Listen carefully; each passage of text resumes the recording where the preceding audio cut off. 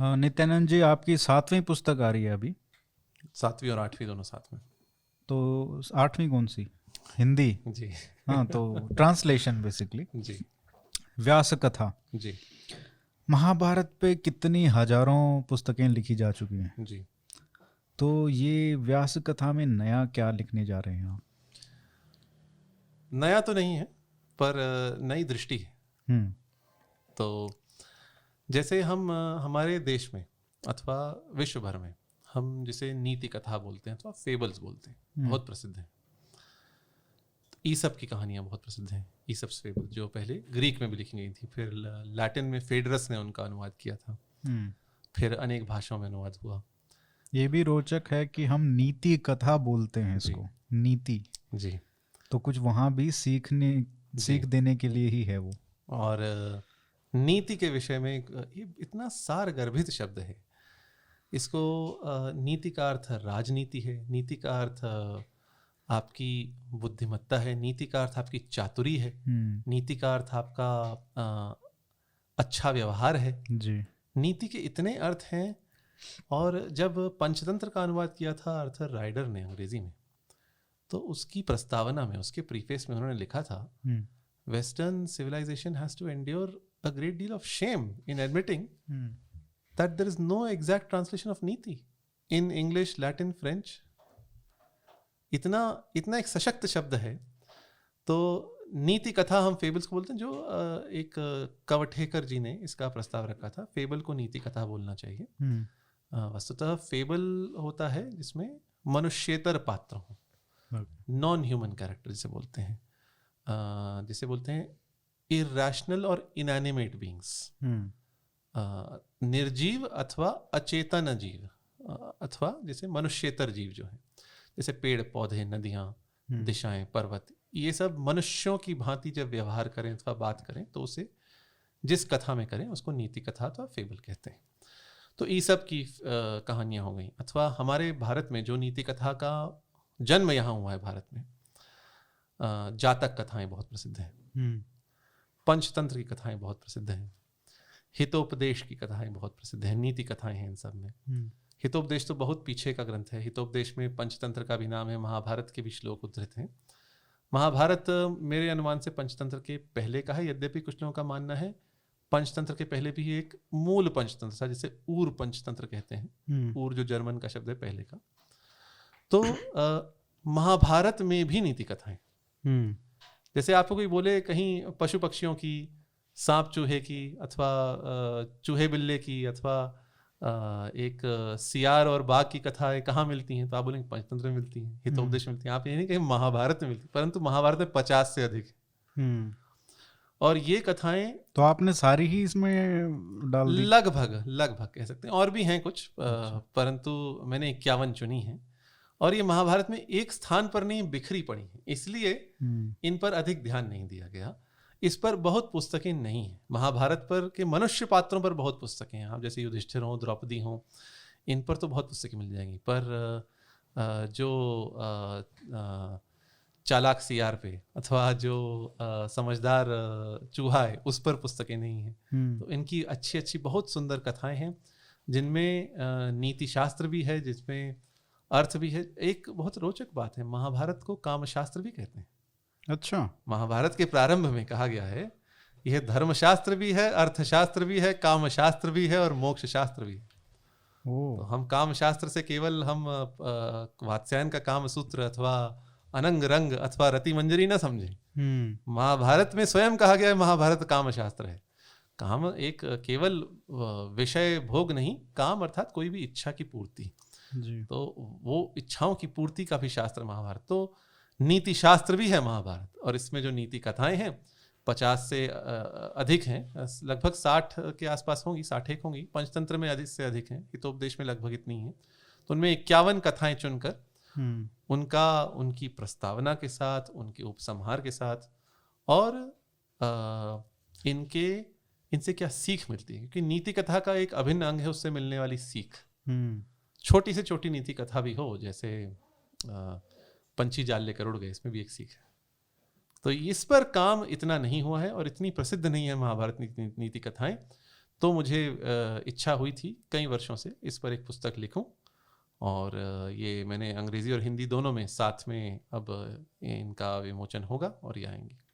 ये का मतलब बहुत नीश सब्जेक्ट है ये एरिया, इन द सेंस कि मतलब आपके पास तो इतने विषय होते होंगे जी जिन पे आप लिख सकते हैं, जी और मुझे लगता है कि बहुत सारे रोचक होते होंगे। जी ये मतलब ऐसा विषय चुनना जहाँ पे बहुत लोगों की रुचि ना भी हो, जी है ना, क्योंकि युधिष्ठिर कैसे थे, या जी उनको धर्मराज क्यों बोला, या कर्ण जी का चरित्र कैसा है, इन इन विषयों पे तो बहुत लोगों की रुचि होगी। जी। लेकिन नीति कथाओं पे ये आप कैसे डिसाइड करते हो? मेरी मेरी मेरी मान्यता है नीति कथाओं में तो और लोगों की रुचि होती है, क्योंकि बालक लोग बहुत पढ़ते हैं इसको। हाँ। बालकों के लिए पंचतंत्र की हितोपदेश की कथाएं और जो किशोर वर्ग है, और बड़े महाभारत की कथाएं तो बड़े लोगों के लिए भी हैं, जो इसमें नीति कथाएं प्रस्तुत हैं, इतने अच्छे अच्छे भाव दिए।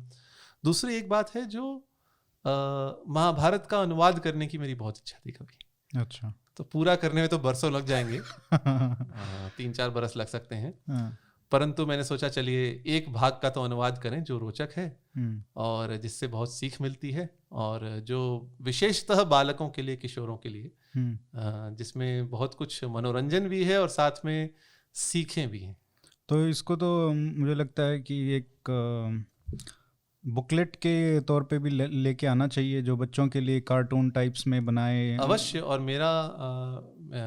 मेरी आशा है ऐसा होगा, इस पर कुछ चलचित्र बनाने का कार्य हो बिल्कुल, तो मैं बहुत प्रसन्न होऊंगा, और हो सकता है आगे हो भी ऐसा कार्य। जैसे एसी के कॉमिक्स की तरह अगर कुछ लाया जा सके तो इसका कुछ संक्षिप्त रूप आए और सामने आए तो मैं बहुत प्रसन्न हूँ। मुझे इसके बारे में नहीं पता था कि इतनी सारी नीति कथाएं हैं, तो कुछ बताइए 2-4। देखिए, जैसे भारत में बहुत सारी कथाएं बहुत समय से प्रचलित हैं। हाँ। जैसे बरसात में बंदरों ने चिड़िया का घोंसला तोड़ दिया जी, तो ये कथा हितोपदेश में आती है। बंदर भीग रहे थे और चिड़ियाओं ने कहा, तुम्हारे पास तुमने घोंसलों से अपने घर क्यों नहीं बनाए? तो बंदर क्रोध में आके उन्होंने चिड़िया के घोंसले तोड़ दिए। अर्थात मूर्ख को उपदेश नहीं देना चाहिए। इस कथा की सीख। तो ऐसी बहुत सी पुरानी कथाएं हैं जो महाभारत में है, मूल महाभारत में। जैसे एक कथा आती है, हमने बाल्यकाल में देखा होगा, एक अच्छा चलचित्र एक आता था, एक चिड़िया अनेक चिड़िया, दूरदर्शन पे। जी। तो कथा बड़ी रोचक है। एक बहेलिया है, जाल बिछाता है, उसमें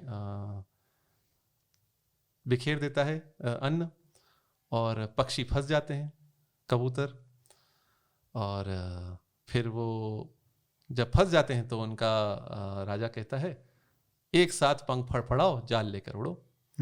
जाल लेकर उड़ते हैं और जाते हैं हिरण्यक नाम के चूहे के पास। चूहा जाल को उतर देता है। ये हम सब जानते हैं, कथा है।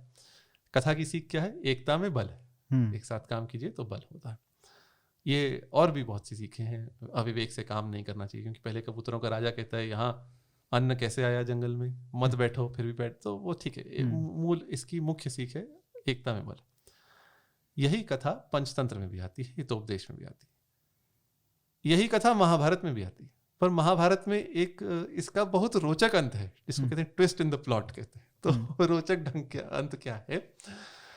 जब दो पंछी जाल लेकर, उसमें दो ही पंछी हैं महाभारत की कथा, और ये विदुर ने सुनाई। विदुर ने सुनाई है दुर्योधन और धृतराष्ट्र को। दो पंछी जाल लेकर उड़ जाते हैं, और ये बहेलिया उनके पीछे भागता है। तो एक मुनि कहते हैं, भाई तुम्हारे दो पंछी जाल लेकर उड़ रहे हैं, तुम नीचे क्यों भाग रहे हो? तो वह कहता है, ये एक हो गए इसलिए जाल लेकर उड़ रहे हैं, पर जब ये लड़ेंगे तब गिरेंगे और तब मैं पकड़ दूंगा। बहुत रोचक बात है। पंचतंत्र में भी यह श्लोक आता है और हितोपदेश में भी आता है, जिसमें वो बहेलिया कहता है, जब ये एक होकर मेरा जाल लेकर उड़ रहे हैं, पर जब लड़ेंगे तो गिरेंगे और मैं पकड़ लूंगा। पर पंचतंत्र और हितोपदेश में वो लड़ते नहीं हैं, चूहा जाल काट देता है। महाभारत में वो दो पंछी लड़ते हैं, और लड़ते हैं तो गिरते हैं, और गिरते हैं तो बहेलिया उनको पकड़ लेता है उनके बिना जाने। तो यहाँ विदुर ने पूरी सीख सिखाई। पहली सीख एकता में बल है, और दूसरी सीख एकता क्षणभंगुर भी हो सकती है, और यदि वह क्षणभंगुर एकता टूट गई तो सब किए कराए पर पानी फिर जाता है। तो यह रोचक कथा है। और इसी प्रकार तीन मछलियों की जो कथा है, एक जो ढील ढाल दे के काम करती है, एक जो संकट आने पर सोच लेती है, और एक जो बहुत पहले से विचार करके रखती है। वो कथा पंचतंत्र में आती है, महाभारत में भी है। ऐसी अनेकों कथाएं हैं जिसमें ऋषि पात्र भी हैं और साथ में कोई पशु पक्षी पात्र है। इसमें ऋषि पात्र हैं और कोई दिशा पात्र है। अष्टावक्र ऋषि और उत्तर दिशा की कथा है, जिसमें नदियों और समुद्र की एक कथा है, और एक पेड़ और नारद की कथा है, घमंडी पेड़ की कथा है। तो इसमें बहुत पशु पक्षी तो पात्र हैं ही, पर एक साथ में कुछ बहुत दिव्य और उदात्त पात्र भी हैं। अच्छा। और इनके साथ जो इनके संवाद होते हैं, इसमें मनोरंजन तो है ही, और वो भी कहीं कहीं तो बहुत उत्कृष्ट मनोरंजन। जैसे एक कथा है जो शल्य ने सुनाई है कर्ण को। अच्छा। अब जब कर्ण 17वें दिन के युद्ध में शल्य को सारथी बना कर निकलते हैं, तो उसमें भी बड़ी अच्छी भूमिका है। कर्ण कहते हैं, देखिए दुर्योधन से कहते हैं, कर्ण कहता है मैं अर्जुन से बढ़ चढ़ कर हूँ सब बातों में, पर मेरे पास उसके जैसा सारथी नहीं है। शल्य मेरे सारथी बने तो मैं कुछ कर पाऊं। तो दुर्योधन शल्य को कहते हैं तो आप इनके सारथी बन जाइए। शल्य कहते हैं तो मेरा अपमान है। तो दुर्योधन कैसे कहते हैं? दुर्योधन क्या कहते हैं? कहते हैं अरे अश्व विद्या में तो आप कृष्ण के समान हैं। तो तब शल्य मान जाते हैं। तो बात कैसे मनवानी है वो, तो ये तो इसकी भूमिका है। पर जब जो निकलने चलते हैं तो शल्य उसको अपने बोलियां मारते हैं, वो उनको टुचकारा मारते हैं, वो मद्र देश की निंदा करते हैं। शल्य कहते हैं तुम कुछ नहीं हो। फिर शल्य एक कहानी सुनाते हैं कौवों और हंसों की, जिसमें कौवा हंस की चाल चलता है। अच्छा। और ये वहीं से आया है क्या जो हम ये यूज करते हैं? कौवा चला हंस की चाल हो सकता है। अच्छा। एक बहुत अच्छा, एक बहुत रोचक, मनोरंजक और हास्य से परिपूर्ण कथा है। और सीख भी बहुत अच्छी है इसमें। कौवा हंसों से के साथ उड़ान प्रतियोगिता में चला जाता है, और वो कैसे उड़ता है, कैसे नाटकीय ढंग से उड़ता है, फिर क्या होता है, फिर हंस उड़ता है, फिर अंत में क्या होता है, और कौवे को कैसे सीख मिलती है। तो उसमें जो हास्य है इतना उसमें रिफाइंड, जो इसको बहुत उत्कृष्ट कोटि का हास्य है। अच्छा। और ऐसी ऐसी कथाएं, और कुछ कथाएं हैं जो आपको रुला देंगी, आंखों में आंसू ले आएंगी, करुण रस उसमें छा जाता है। कुछ कथाओं में बड़ी सुंदर प्रकृति की सुंदरता का वर्णन है, और कुछ कथाओं में छोटे से छोटे पात्र, जिसे हम संस्कृत में अथवा हिंदी में कहते हैं तिर्यक योनि, पशु पक्षी, अथवा पाप योनि, राक्षस, चांडाल, ये सब ऊपर उठ जाते हैं। अच्छा। एक चांडाल को देव पद मिल जाता है जब वो गधी से बात करता है, गधी उसको सीख देती है। फिर चांडाल तपस्या करता है और वो देवता बन जाता है, चांडाल। और दूसरी ओर एक ब्राह्मण की कथा, जो इन कथाओं में सबसे, जो मैंने अनुवाद किया है, सबसे निकृष्ट, सबसे पापिष्ट, सबसे घिनौना एक पात्र है वो ब्राह्मण। वो है गौतम, जिसकी एक हंस से मित्रता होती है, बगुले से मित्रता होती है, क्षमा कीजिए।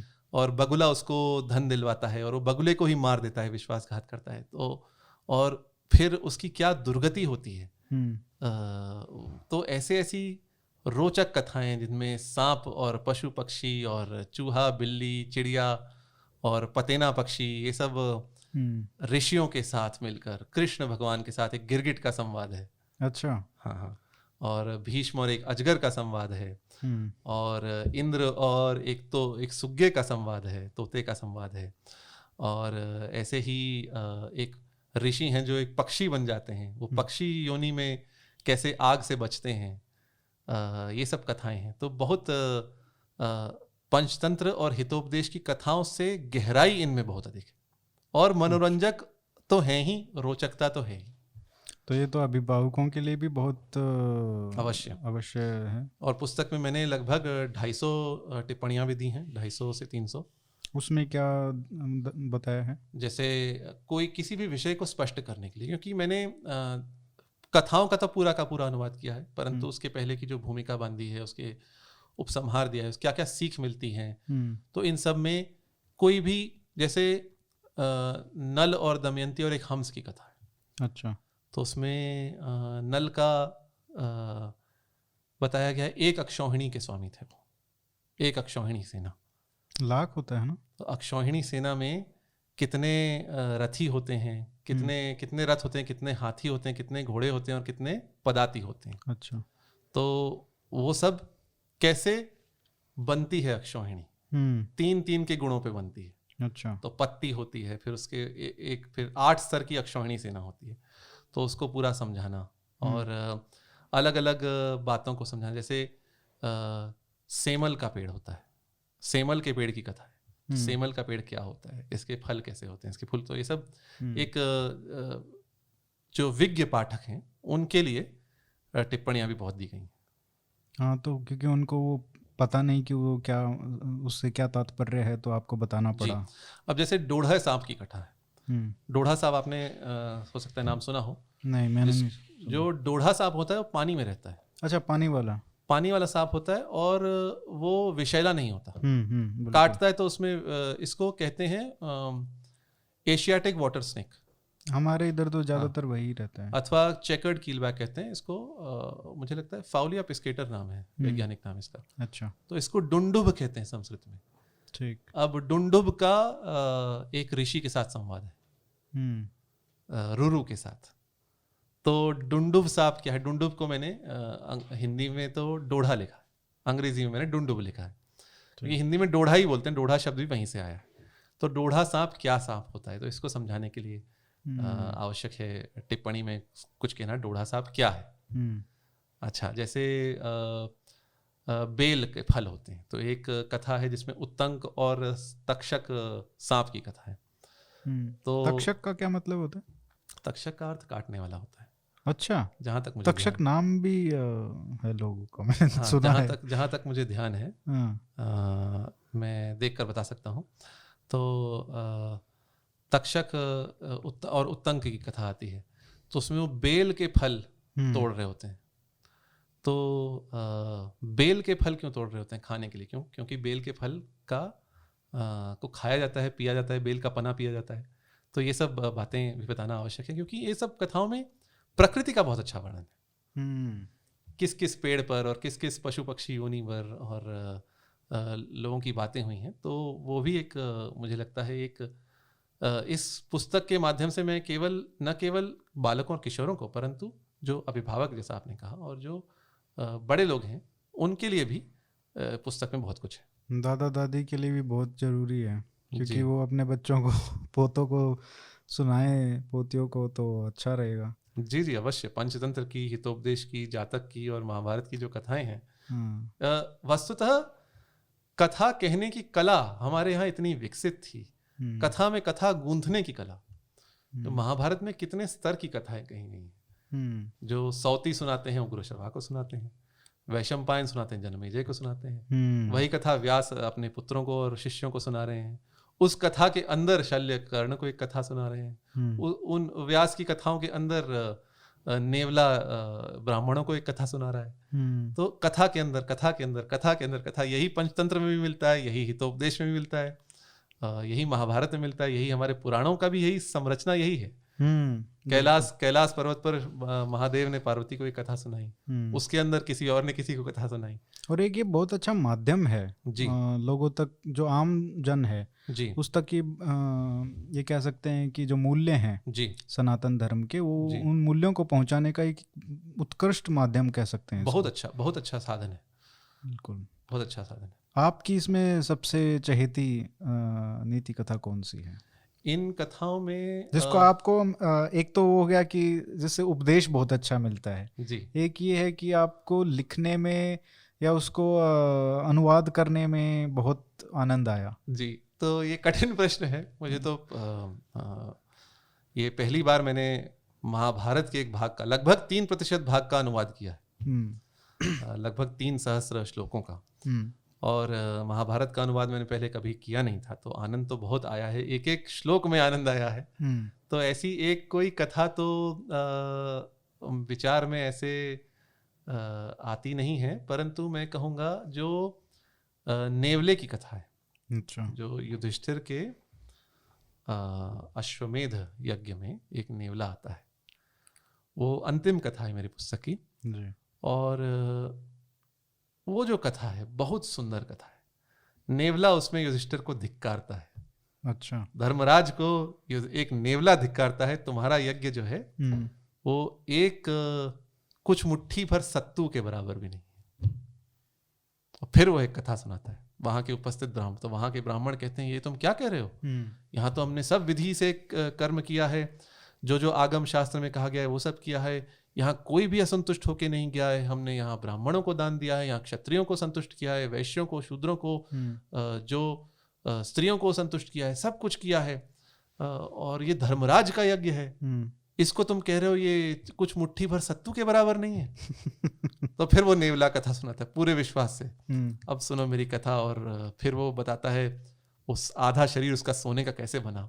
अच्छा, इतनी सुंदर कथा है जिसमें इतने सारे मूल्य हैं, और पढ़ते पढ़ते और अनुवाद करते करते तो मैं अनेक स्थानों पर भावुक भी हुआ हूँ। अनुवाद करते करते मुझे लगता है कहीं कहीं मैं इतना अभिभूत हो जाता था, मैं बस कुछ क्षण के लिए रुक जाता था। ये श्लोक बहुत गहराई तक छूने वाला है। और फिर तो क्या वो भाषा की सुंदरता है, लिखने की सुंदरता है, या जो उसमें भाव हैं? भाव बहुत उत्कृष्ट हैं। देखिए महाभारत अथवा रामायण जो है ये आर्ष काव्य कहते हैं इनको। कालिदास आदि जो भास और माघ, भारवी, ये लोग जो कवि हैं इनकी कला बहुत अच्छी है। तो कालिदास कहने की जो रीति है वो कालिदास की बहुत अच्छी है, पर जो भाव में जो शक्ति है वो जो महाभारत और रामायण में, आर्ष काव्यों में, वो नहीं आती। तो वो उसमें क्या मतलब, क्या भाषा का ही अंतर है, कहने का ही अंतर है? उसमें शब्दों का ही नहीं, शब्दों को एक साथ लेकर कुछ प्रबंध बांधना। अच्छा, जो कथा क्या है, कथा वस्तुतः अमरकोश में कहा गया है प्रबंध कल्पना कथा। एक प्रबंध है और एक उसकी कल्पना है। तो प्रबंध अर्थात आपकी जो विषय वस्तु है, और उसको अपने कल्पना से कहना, उसको बनाकर कहना, वो कथा है। तो जो महाभारत में किस प्रकार से बात कही गई है, जब भगवत गीता है उसमें शब्द सौंदर्य कोई बहुत नहीं है। हाँ कहीं कहीं आता है, कोई बहुत अलंकार नहीं है, कोई बहुत भूषण की जो कविता में मिलते हैं, अथवा जो आपको कालिदास की कविता में बड़े काव्य सौंदर्य मिलता है शब्द सुनकर। पर गीता में जो बात कही गई, इसलिए गीता पे इतनी टीकाएं लिखी, गहरी बातें कही। तो जो बातों की गहराई है वो बहुत अच्छी है, जिससे उसको कोई भी पकड़ नहीं पाया उसके बाद उस तरीके से। ये आर्ष काव्य हैं, ऋषियों के काव्य हैं। तो लेकिन अगर आप देखिए रामायण को अगर हम देखें जी, तुलसीदास जी की जो रामायण है और जो वाल्मीकि जी की रामायण है वो बहुत अलग है, परंतु लेकिन तुलसीदास जी का जो रामायण है वो ज़्यादातर लोगों को, आज के जनमानस को ज़्यादा पता है। उसका कारण है क्योंकि उन्होंने अवधि में लिखा, जो भाषा लोगों को जन भाषा थी उस समय। और लोगों के हृदय तक छू गई। दूसरे एक और अंतर है, थोड़ा इस पर बात कर सकते हैं। वाल्मीकि की जो रामायण है उसमें अधिकतर बल उन्होंने श्री राम के चरित्र पर दिया है, और उन्होंने उनका पुरुष भाव अधिक दिखाया, एक आदर्श पुरुष भाव। और जो गोस्वामी तुलसीदास ने पूरा उनको, एक भक्त ने जो भगवान को जो माला चढ़ाई, वो उनका काव्य है। तो वो समय के हिसाब से भी अगर कहें तो तुलसीदास के भाव में भक्ति बहुत उभर कर सामने आई है। और वो जिस समय में हुए, भक्ति काल के ही समय में, जिस समय में हुए, उस समय जो परिस्थिति थी, उस समय जो भाषा थी, उसके अनुसार उन्होंने लिखा है। ऐसे मान्यता भी है, और लोग अभिनव वाल्मीकि कहते भी हैं तुलसीदास को। जो भक्तमाल काव्य है नाभादास का, उसमें उस समय की मान्यता के अनुसार तुलसीदास को वाल्मीकि का जन्म बताया गया है। परंतु वाल्मीकि आदि कवि हैं, उनका प्रकृति वर्णन के सामने कोई और है नहीं, टिकता नहीं है। और रामायण में ही कहा गया है परम कवि नाम आधारम, कवियों के परम आधार हैं, और परम अर्थात भविष्य में होने वाले कवियों के आधार हैं। इसलिए जो कालिदास हैं, और महाभारत में भी वाल्मीकि रामायण के कई श्लोक आ जाते हैं, श्लोकार्ध आ जाते हैं, पूरे श्लोक आ जाते हैं। तो वाल्मीकि की तुलना तो किसी से हो ही नहीं सकती। तो वो अपने स्थान पर हैं, तुलसीदास जी अपने स्थान पर हैं। दोनों की अलग अलग विशेषताएं हैं, दोनों में भेद हैं। परंतु लेकिन मैं ये कहना चाह रहा था कि महाभारत में तो ऐसा हुआ भी नहीं है ना? महाभारत के भी अनुवाद हुए हैं, लेकिन इतना नहीं कि तुलसीदास जी जितना, उतना तो नहीं हुआ है। परंतु जैसे भागवत का हुआ है, जो सूरसागर सूरदास ने लिखा था, जिसे कहते हैं, जिसमें कहा जाता है 1 लाख पद हुआ करते थे, आजकल 7-8 सहस्र मिलते हैं। तो वो भागवत पर उन्होंने लिखा था, पर ऐसा महाभारत का हो सकता है, कई भाषाओं में तो हुए हैं। हिंदी का मुझे देखना होगा किस कवि ने ऐसा लिखा है। ढूंढना नहीं पड़ता ना, अगर इतना होता। इतना मेरा पॉइंट वो है, इतना प्रसिद्ध नहीं है जी। महाभारत बड़ा भी तो बहुत है ना, लगभग 25 सहस्र आपके रामायण में श्लोक है, महाभारत में 1 लाख है, 4 गुना बड़ा भी है। तो अभी आपने 3% महाभारत का अनुवाद अंग्रेजी और हिंदी में अंग्रेजी और हिंदी में किया, और आपको आनंद पूर्णतः आ गया है, निमग्न हो गया मैं आनंद में। तो मुंह में खून लग गया है अभी कह सकते हैं। तो इसमें मतलब एक तो ये कि मैं आपसे जानना चाहता हूँ कि एक अभी तो आप और भी करना चाह रहे होंगे इसके, कि पूरा का पूरा अनुवाद करूँ मैं, लेकिन आपको ये लगता है कि इतने लोगों ने किया है, हिंदी में भी बहुत अच्छे अनुवाद हैं, अंग्रेजी में भी बहुत अच्छे हैं, तो मैं ऐसा नया क्या करूँगा? क्या आपको ये तो एक लगता होगा ना कि किसी भी लेखक के लिए एक चुनौती है जी। नया ऐसा है, एक तो अनुवाद में भी नयापन रहता है। अच्छा। प्रत्येक अनुवाद में नयापन रहता है, क्योंकि मैं उसको अपनी प्रकार से समझकर अपने शब्दों में अभिव्यक्त कर रहा हूँ। उसी श्लोक को, एक ही गीता के श्लोक पर 10 टीकाएं लिखी गई हैं। एक ही श्लोक है, उसको व्यक्ति अलग अलग ढंग से समझ रहा है, अलग अलग ढंग से लिख रहा है। और मैंने भी देखा जहां कहीं कहीं मुझे ऐसा प्रतीत हुआ, जो किसरी मोहन गांगुली का अंग्रेजी में अनुवाद है, जो मनमथनाथ दत्त का अंग्रेजी में अनुवाद है, जो विवेक देबराय का अंग्रेजी में अनुवाद है, और जो गीता प्रेस में रामनारायण दत्त शास्त्री पांडे जी का अनुवाद है, इनमें कुछ कुछ न्यूनता मुझे दिखी कहीं कहीं। अच्छा। मेरे अनुवाद में भी कहीं कहीं न्यूनता होगी, अवश्य होगी, प्रत्येक कार्य में कुछ गुण दोष होते ही हैं। तो जहां जहां मैंने समझा कि इसमें कुछ न्यूनता है, उसको मैंने अधिक स्पष्ट किया, उसको कहीं की टिप्पणी में बताया, कहीं नहीं बताया। तो एक अनुवाद का अर्थ क्या? अनुवाद अर्थात एक बात को अपने शब्दों में कहना, अलग ढंग से कहना। तो नयापन तो है ही, क्योंकि भले ही उसका पहले अनुवाद हो गया हो, पर इस ढंग से हो सकता है ना हुआ हो, इन शब्दों के साथ हो सकता है ना हुआ हो। मेरे जैसे गीता प्रेस का आप अनुवाद देखें, अच्छा अनुवाद है, परंतु गीता प्रेस की जो शब्दावली है, मेरी शब्दावली में थोड़ा अंतर है। हो सकता है, जो उनके लिखने का भी तरीका भी थोड़ा ऐसा है कि जो कह सकते हैं कि ऑब्सोलीट हो गया। अब जैसे गीता प्रेस में ऑब्सोलीट तो नहीं कहूँगा, मैं कहूँगा अच्छा है, अपने स्थान पे ठीक ही है, पर जो जैसे आप ये देख लीजिए, एक उशीनर की कथा आती है अथवा शेबी की कथा आती है, इसमें एक सेन है, सेन अर्थात हॉक, बाज। अच्छा, तो ये भीमसेन जो बोलते थे उसके वो दूसरा है। उसके पीछे क्या कारण है सेन होने का नाम लगाने? भीमसेन में जो सेन लगा है वो सेना से आया है। अच्छा। भीमा सेना यस्य स भीमसेना, जिसकी सेना भयानक है वो भीमसेन है। ओह अच्छा जी, ठीक ठीक। और जो हिंदी का सेन शब्द है वो संस्कृत में शेन शब्द है, जो हम हॉक को अथवा बाज को कहते हैं। तो गीता प्रेस के अनुवाद में बाज ही लिखा है, मैंने सेन लिखा है, क्योंकि मैं प्राकृतनिष्ठ संस्कृतनिष्ठ हिंदी का पक्षधर हूं। तो हमारे यहाँ यदि शब्द है, और वो भी ऐसे प्राणी के लिए शब्द है जो हमारे देश में पाया जाता है, तो उसके लिए सेन लिखने की आवश्यकता मुझे लगी। अब जैसे बी ईटर है, हाँ, जिसे महाभारत में शार्ंगक पक्षी कहा गया, तो शार्ंगक पक्षी कौन सा पक्षी होता है? ये गीता प्रेस ने शार्ंगक का शार्ंगक ही लिखा है अनुवाद, और पूरा शार्ंगक उपाख्यान है महाभारत में, जो आदि पर्व में आता है, जिसमें 4 पतेना पंछी होते हैं। पतेना जिसे बी ईटर कहते हैं अंग्रेजी में। तो अब गीता प्रेस के अनुवाद में शार्ंगक का शार्ंगक ही लिख दिया। मुझे लगा मुझे बताना चाहिए पक्षी कौन सा है, पक्षियों की हम कथा बता रहे हैं, तो पक्षी कौन सा है।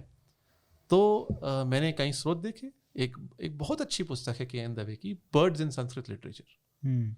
उसमें संस्कृत साहित्य में जितने भी पंछियों के नाम आए हैं, उन सबको पहचाना है, उनके वैज्ञानिक नाम दिए हैं, अंग्रेजी नाम दिए हैं। तो उन्होंने जो तर्क दिए हैं, जो बहुत अच्छी पुस्तक है, और वहां मैंने एक स्थान पर लिखा भी है, हो सकता है शार्ंगक पक्षी ये भी हो सकता है आपका, जिसे कहते हैं हॉर्नबिल, जिसे धनेश पक्षी कहते हैं हिंदी में। हॉर्नबिल की कई प्रजातियां पाई जाती हैं भारत में। अच्छा। तो पर उनके अनुसार, के.एन. दवे के अनुसार, शार्ंगक पक्षी पतेना पंछी, जिसे हम बीटर कहते हैं अंग्रेजी में, और हिंदी में कहते हैं पतेना। तो मैंने अपने अनुवाद में पतेना ही लिखा है सर्वत्र। तो ये एक नयापन है। अब जैसे डुंडुब नीचे आपने कर दिया होगा क्लैरिफाई कि जी भाई इसका मतलब ये है, पतेना पंछी है, और हिंदी में पतेना बोलते हैं तो हम हिंदी में पतेना लिखेंगे। अब जैसे इसी प्रकार, तो मैंने ऐसी सारे पेड़ों की पहचान बताई है, सारे पशु पक्षियों की पहचान बताई है, और गीता प्रेस के अनुवाद में नोट्स नहीं है, मेरे अनुवाद में है। यद्यपि विवेक देबराय के अनुवाद में भी नोट्स हैं, और केसरी मोहन गांगुली के भी नोट्स हैं। वो नीचे ही होना जरूरी है, क्योंकि आप वो बहुत कम्बरसम हो जाता है जब आप पीछे जाते हो, देखते हो। जी। तो मेरी पुस्तक में एंड नोट्स हैं, जो अंत में जो नोट्स दिए गए हैं। नहीं, आप नीचे ही लिखो, हर पेज के नीचे लिखना पड़ेगा। तो उसमें अलग होता है ना, मजा आता है उसमें, तभी आप देख के फिर आगे बढ़ सकते हैं। अब जैसे डोढ़ा सांप है, डुंडुब को डुंडुब ही लिखा है गीता प्रेस के अनुवाद में, मैंने डोढ़ा सांप लिखा, क्योंकि हिंदी का शब्द है डोढ़ा, तो हिंदी का शब्द प्रयोग होना चाहिए। बिल्कुल जी। तो वो प्रयास तो है ही जी। तो रामायण में भी ऐसे होंगी नीति कथाएं? तो रामायण में कुछ कथाएं आती हैं, और कुछ एक महाभारत की नीति कथा है जो 2 कबूतरों और बहेलिए की कथा है, उसका तो रामायण में संकेत भी है। अच्छा। जो जब विभीषण जाते हैं श्री राम की शरण में, तो हनुमान जी कहते हैं इनको आप ले लें। सुग्रीव और अनेक वानर वीर इनका विरोध करते हैं, कहते हैं इनको आप बंदी बना लें। तो वहाँ श्री राम एक श्लोक, 2 श्लोक बोलते हैं, कहते हैं पुराने समय में एक बार एक कबूतर ने एक बहेलिए का आदर सत्कार किया था। यद्यपि उसने उसकी पत्नी को पकड़ लिया था, कबूतरी को पकड़ लिया, तब भी उस बहेलिए का आदर सत्कार किया था और अपने माम से उसको निमंत्रण दिया था। तो यदि कबूतर ऐसा कर सकता है शरण में आए हुए व्यक्ति का, तो मैं क्यों नहीं शरण में आए व्यक्ति को शरण दूं? केवल 2 श्लोक आते हैं, उसमें संकेत है एक कथा का। ये कथा महाभारत में आती है। ये कथा महाभारत में आती है जो भीष्म युधिष्ठिर को सुनाते हैं। तो रामायण में अनेक कथाएं हैं, नीति कथाएं इतनी नहीं हैं, कुछ हैं, परंतु देखना होगा मुझे। यदि रामायण का भी मेरी इच्छा तो है कुछ भाग का तो अनुवाद हो। वाल्मीकि काव्य मैंने पूरा पढ़ा है और बहुत अच्छा भी लगता है। तो देखिए उस विषय में कुछ निकलेगा तो उसके किसी भाग का। अभी तो बहुत कार्य होंगे आपके पास काम के लिए, तो अभी बहुत पुस्तकें लिखनी है जी। तो मैं इस पे फिर से महाभारत पे अगर वापस आए, इसमें आपके हिसाब से इसमें श्री कृष्ण ने जो कुछ नीति कथाएं अगर ऐसी कही हों, क्योंकि वो मेरे और बहुत लोगों के फेवरेट कैरेक्टर तो हैं ही जी महाभारत के जी, तो उनकी कोई ऐसी नीति कथा है उनसे जुड़ी हुई? जी, तो श्री कृष्ण ने कई कथाएं सुनाई हैं, उनमें से एक कथा है जो भीष्म ने युधिष्ठिर को सुनाई है और कहा है श्री कृष्ण ने सुनाई थी। अच्छा। और उसमें एक सियार और बंदर की कथा है। अच्छा। हाँ, तो सियार और बंदर का संवाद होता है और वो दोनों पिछले जन्म में मित्र होते हैं। और फिर क्या संवाद होता है वो सब आप पुस्तक में पढ़ेंगे ही। और एक और कथा है जिसमें श्री कृष्ण एक पात्र है। अच्छा जी, वो श्री कृष्ण और एक गिरगिट की कथा है। तो वो किसने सुनाई है? ये सुनाई है भीष्म ने सुनाई है, जहां तक मुझे ध्यान है भीष्म ने ही सुनाई है। अच्छा। युधिष्ठिर को अधिकांश कथाएं इसमें भीष्म ने युधिष्ठिर को सुनाई, शांति पर्व और अनुशासन पर्व में 50-51 में से लगभग 24। तो ये जो कहानी बताने का जो तरीका है जी, ये एक क्विंटेसेंशियल इंडियन वे है जिसको हम कहते हैं, और इसकी बहुत आलोचना भी होती है बाहर जी, कि ये तो इतिहास है ही नहीं जी, है ना, मिथ है ये जी, जो इस तरीके की है। और उसका जो तात्पर्य होता है वो है कि आपको किस तरीके से ये नीतियों का ज्ञान या मूल्यों का संप्रेषण किया जाए। जी।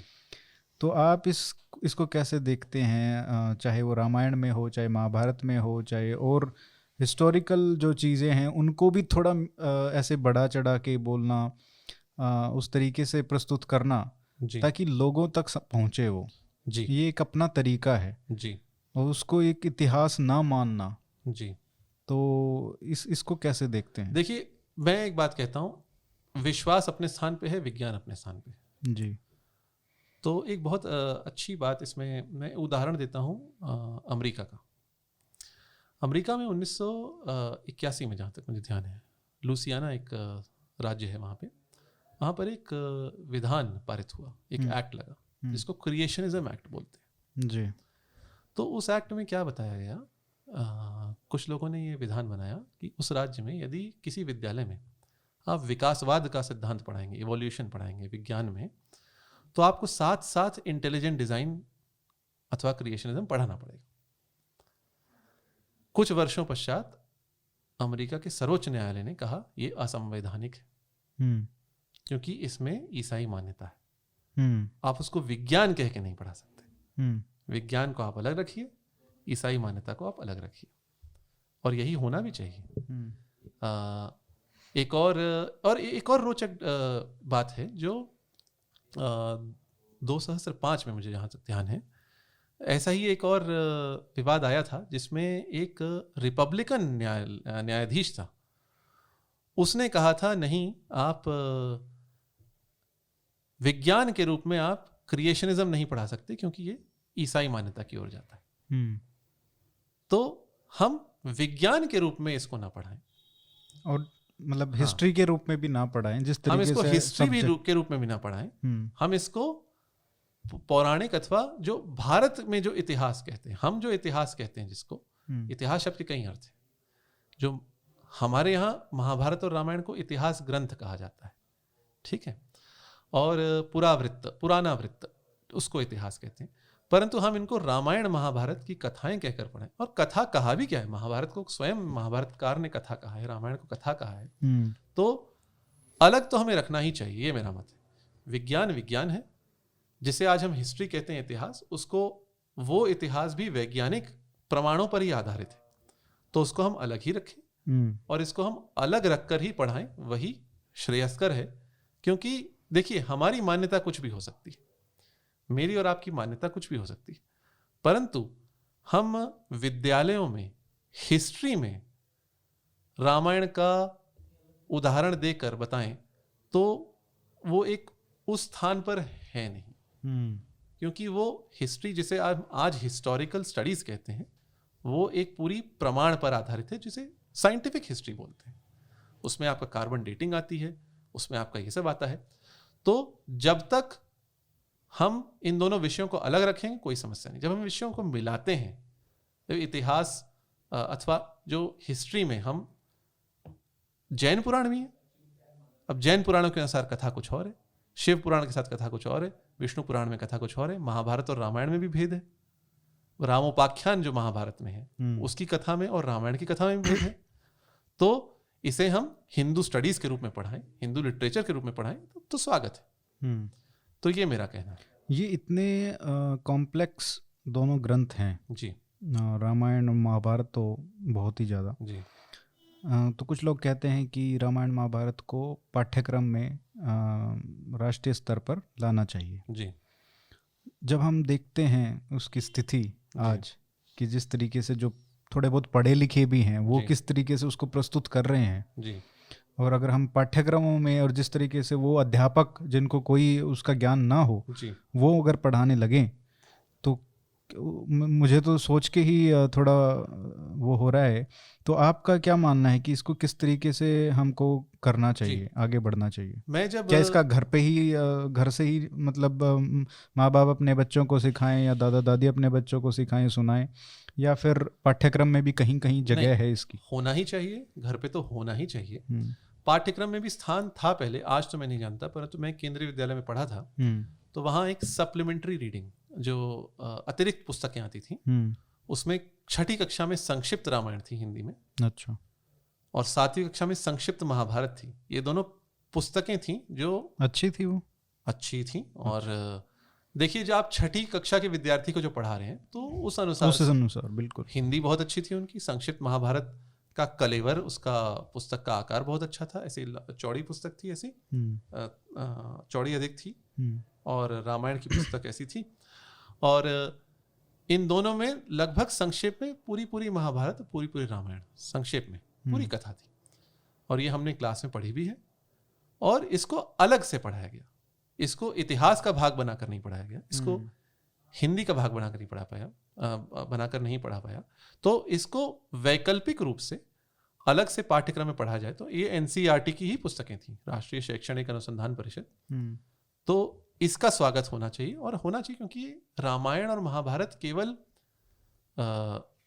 हिंदुओं की धरोहर तो नहीं है, तो एक देश की संस्कृति का भाग है। रामायण के अनुवाद तो उर्दू में भी हुए हैं, रामायण के अनुवाद फारसी में, महाभारत के भी हुए हैं। भारत के प्रत्येक भाषा में लगभग सभी प्रमुख भाषाओं में रामायण महाभारत के भाग हुए हैं, अनुवाद हुए हैं। तो और जब होमर, इलियड, एनियड जब ये सब पढ़ाए जा सकते हैं जी, सप्लीमेंट्री रीडिंग भी होती है, रिकमेंड करते हैं टीचर्स बाहर जी, तो यहाँ पे क्यों नहीं? हाँ, और इसको अनिवार्य ना बनाया जाए, केवल मेरा इतना कहना है, वैकल्पिक रूप से रखा जाए और प्रोत्साहन दिया जाए, क्योंकि आप जब भी अनिवार्य कुछ बनाते हैं तो विरोध होता है किसी भी बात को लेकर। जैसे हम हिंदी की बात करें तो हिंदी को आप यदि अनिवार्य करेंगे तो दक्षिण भारत में भी विरोध होगा, पूर्व भारत में भी विरोध होगा, पश्चिम में भी विरोध होगा। हिंदी भाषाओं की इतनी हालत खराब है, वो तो पहले उन्हीं का कर लें तो अच्छा है। यदि हम हिंदी का प्रेम से प्रचार करें और वैकल्पिक इसको करें तो लोग इसको बहुत अच्छे से लेंगे। तो आप यदि वैकल्पिक बनाए तो मुझे लगता है बहुत से लोग पढ़ेंगे भी। जैसे आज आप देखें, भारत में न केवल हिंदू लोग, परंतु अब कहीं समाचार में आप देखते हैं किसी मुस्लिम बालिका ने गीता प्रतियोगिता में स्वर्ण पदक प्राप्त किया, समाचार आते रहते हैं ऐसे। बिल्कुल, तो लोग स्वेच्छा से कर रहे हैं, उसी का स्वागत होना चाहिए, थोपना नहीं है। स्वेच्छा से पढ़ाएं, वैकल्पिक रखें, परंतु पाठ्यक्रम में हो सकता है एज सप्लीमेंट्री रीडिंग, अतिरिक्त जो पढ़ाई के लिए किया जाए। नित्यानंद जी, आपने इतना समय दिया, बहुत विषयों पे चर्चा हुई और ज्ञानवर्धक रहा पूरा सेशन जी। तो मैं आपको बहुत बहुत धन्यवाद देना चाहूँगा इतना समय निकालने के लिए जी। फिर से आपका दिल्ली में आना हो या हम मुंबई आए तो अवश्य फिर से वार्तालाप करेंगे किसी दूसरे विषय पे जी। अवश्य आपके साथ तो कई घंटों तक बातें हो सकती हैं और आप ऐसे ही सोशल मीडिया पे ज्ञान देते रहिए, हम लेते रहेंगे। कुछ ना कुछ सीखने को मिलता है, बहुत सालों से मुझे तो बहुत कुछ सीखने को मिला है। आशा करता हूँ कि आपकी ये नई पुस्तक भी काफ़ी हिट हो और लोगों तक पहुँचे ये नीति कथाएं, कुछ सीखने को मिले, क्योंकि अभी जिस तरह की स्थिति है बहुत कम लोग पढ़ते हैं, तो ये भी पता चले ये भी साइड है महाभारत का जी। तो बहुत बहुत धन्यवाद ये लिखने के लिए और बेस्ट ऑफ लक जी।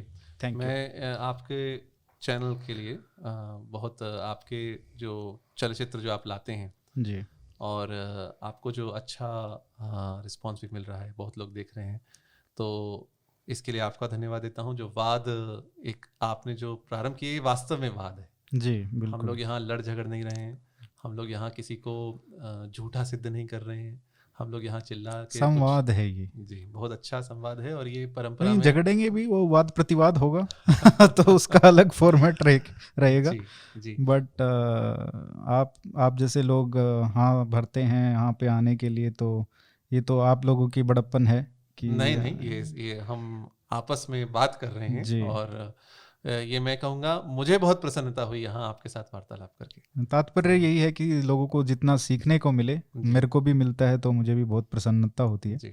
तो बहुत बहुत धन्यवाद। नमस्ते। नमस्ते।